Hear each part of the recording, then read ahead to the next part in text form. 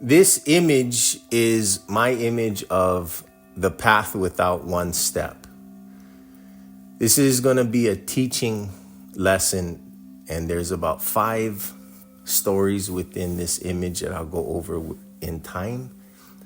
But the first thing is I want to show you the blank canvas that we're working with and build off of this so that you can understand what this image is. The first thing is, let's introduce the concept of who you are, the whole point of this. The bottom left, you'll see a person meditating, the outline of a person, and you'll see the words in it, Sat, Chit, Ananda. In time, you can go look up these words, and I'll try to explain these later. But this is the truth of who you are as you're sitting in meditation. Above Sat Chit Ananda, you're going to see the elements, fire, water, and air. And this is the doshas. This is Vata, Pitta, and Kapha. And if you know the essence of life, name the doshas. This will help you ground yourself and start fixing your own karma. Now, if we look at the top left, we can see fire, water, and air. That starts this canvas. And while the sun is a part of this picture and the air everywhere, we're seeing the water fall and the pitch, which is named the Vedas. This is significant for time. This is a saying that the Vedas came before the offshoots from the Vedas, which is known as the Hindu culture, as yoga, and as Ayurveda medicine. And if you can see those 2 rocks that spills is 2 concepts: the foundation of knowing and the foundation of what is belief. From this, one waterfall spouts 3 different falls, and now the water is flowing to the other streams, and now this has 2 streams that kind of creates an island. And you can envision on the left side of the stream, the Vedas, let's say that that's the east. This is the non-duality that I speak of. And on the right side of the rivers, the Vedas, is an island that I would say that this is the duality. This is what I'm going to try to show you a little bit right now to understand how to see this duality. If you ever want to, you can jump across the pond, the river, and check out the east for yourself, or you can go on your pilgrimage to get to know who's behind the eye, to get out of the shadow of the past. Now, in the middle of this picture, you're going to see a person meditating. That is Arjuna, and that is you. And Arjuna's shadow is casted, and this is his past. And within his shadow, you'll see the duality of life. Outside of the shadow is a greater truth. Now, this shadow that is casted, this is our belief. And the way to see ourselves, they use an ancient metaphor, which is a bucket with water in it.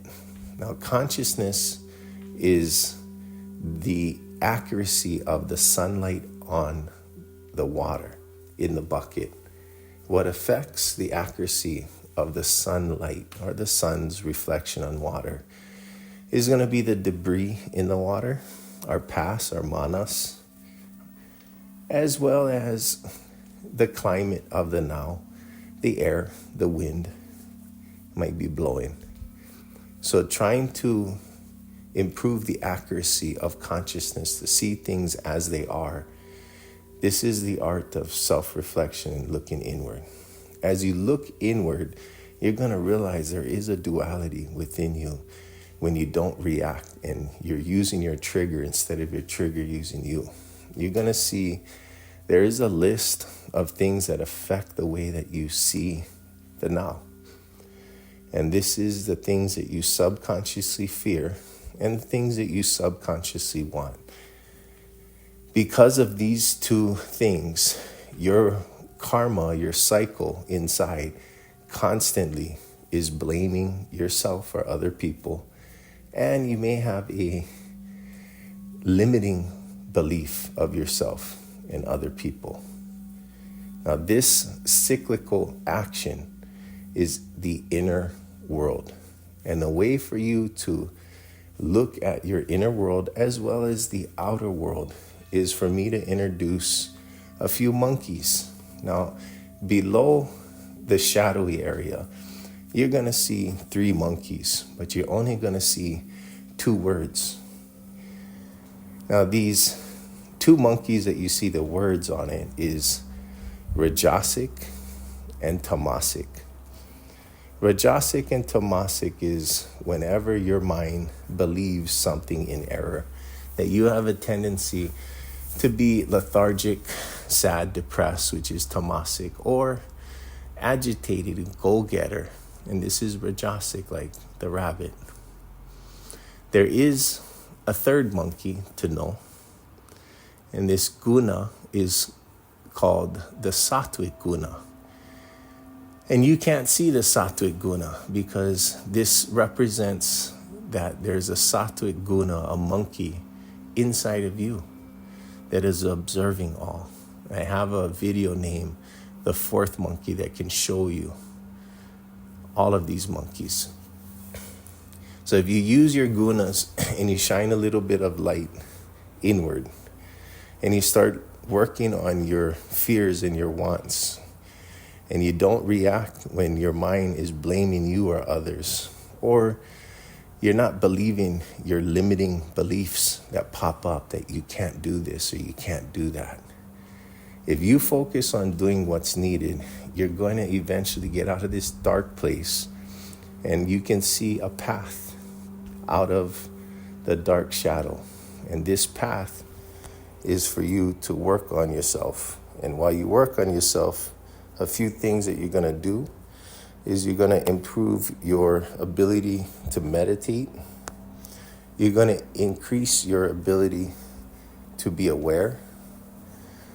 Consciousness is going to start illuminating on more. You're going to improve your ability to discern in the now between what is real and what is not real.